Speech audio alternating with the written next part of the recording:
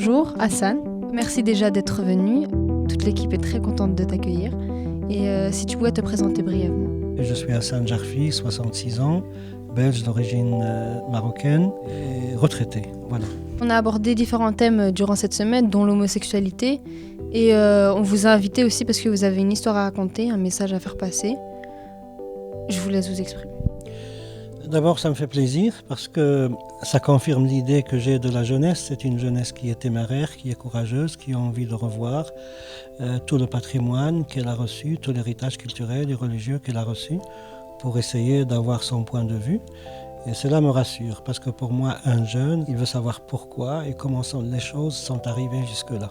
Vous avez osé, entre guillemets, aborder le thème de l'homosexualité parce que c'est un thème qui est tabou et je vous félicite.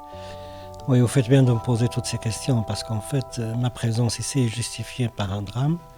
Le drame que mon fils Hassan, qui était musulman marocain, homosexuel, a été assassiné le soir de l'anniversaire de sa maman en 2012.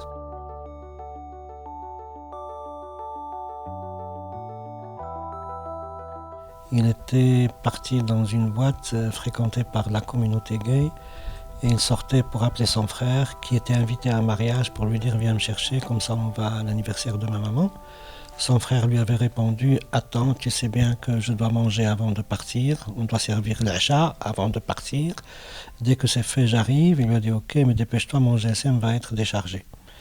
Lorsqu'ils ont coupé cette communication-là, il y avait une fille qui était sortie devant la porte du café avec un grand décolleté et une voiture s'est arrêtée. Ils lui ont adressé la parole et Hassan a pris la fille, il l'a retirée, il lui a dit rentre, c'est pour ta sécurité.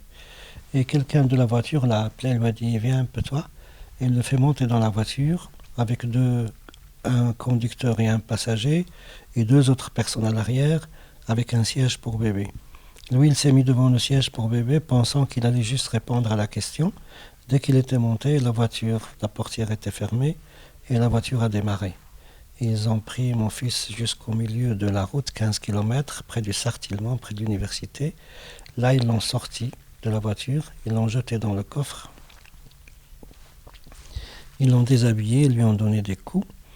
Et puis encore, ils l'ont pris à 1000 morts, à 15 km, sur un terrain vague dans les bois, où ils l'ont mis par terre, tout nu. Ils ont tailladé tout son corps. Ils ont commencé à lui taper simultanément, tac, tac, tac, tac. Un qui descendait avec son coude, l'autre avec son brodequin, 17 côtes cassées. Et lui qui priait, qui lisait le Coran, qui leur disait je vous en supplie, qui appelait papa. Ils ont dit on va le laisser là et on va revenir demain pour le brûler, pour qu'il n'y ait plus de traces d'ADN. Et ils sont partis, c'était le soir, et il faisait une température de frigo. Et mon fils est resté là pendant 3 heures ou 6 heures en train d'agoniser. Et on n'a pas eu de traces, on n'a pas eu de nouvelles, on a commencé à le chercher partout. Ma mère au Maroc est partie chez une voyante pour lui demander. La voyante lui a dit il est vivant, vous allez le trouver vivant. On a été chercher, moi et Nancy, on cherchait dans les bois, dans les maisons, dans les cabanes, on criait Hassan, c'est papa, c'est maman, si tu es là, fais un signe. On pensait qu'il était ligoté, attaché, etc. Il ne répondait pas. Et puis un soir, le 1er mai, je suis allé dans le salon et j'ai ouvert le Coran. Et je me suis dit, tiens, c'est la sourate de Jonas. Il y a un prophète qui s'appelle Jonas. C'est un bon présage parce que lui, il a disparu puis on l'a retrouvé. Et je me dis, ça y est, on va retrouver mon fils. Je commence à lire. Et puis, c'était le coucher du soleil le soir. On sonne à la porte. Et ma femme va ouvrir et je l'entends crier, Hassan, on a retrouvé son corps. Il a été assassiné. Et là, c'était terminé. J'ai compris que...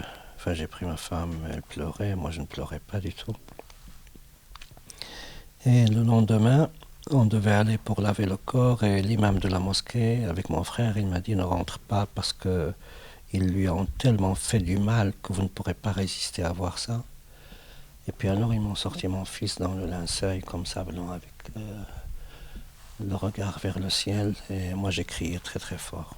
Il y avait 300 personnes à la prière du défunt. plus des autres personnes. Je crois qu'on était bien 700 ou 800 personnes pour l'enterrer.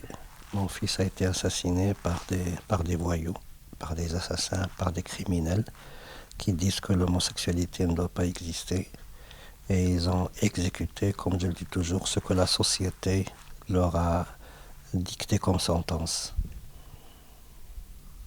Le combat aujourd'hui, c'est pas un combat. Je sais bien que ça ne sert à rien de faire tout ça, mais je me dis, si jamais il y a quelqu'un qui est homophobe et qui change d'avis, au moins, mon combat n'aura pas été inutile. Et je me dis, je n'attends pas des résultats. Je fais ce que je dois faire pour que mon fils Ihsan, s'il me voit, il voit que mon gamin, je ne baisse pas les bras. Je suis avec toi. Moi, je trouve justement que c'est une super initiative et je trouve ça super que vous soyez venus aujourd'hui et que je trouve que votre combat va apporter des changements, mais fous. Si on pouvait apporter un message comme vous et pouvoir en parler avec les personnes de confession musulmane, avec tout le monde, même pas obligé d'être croyant, mais juste pour faire passer ce message. Et je trouve que c'est super. En quittant chez moi, en allant trouver les jeunes, en parlant de ce qui s'est passé, je pense que je lui rends service. Je pense qu'il sera content de moi. Je pense aussi.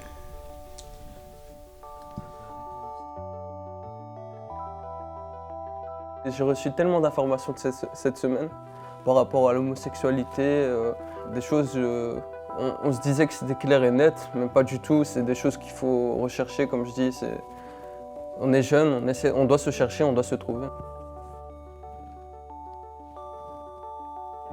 Après la venue de Hassan, j'ai complètement changé d'avis. Moi maintenant, si mon fils il est il est homosexuel, je serai avec lui.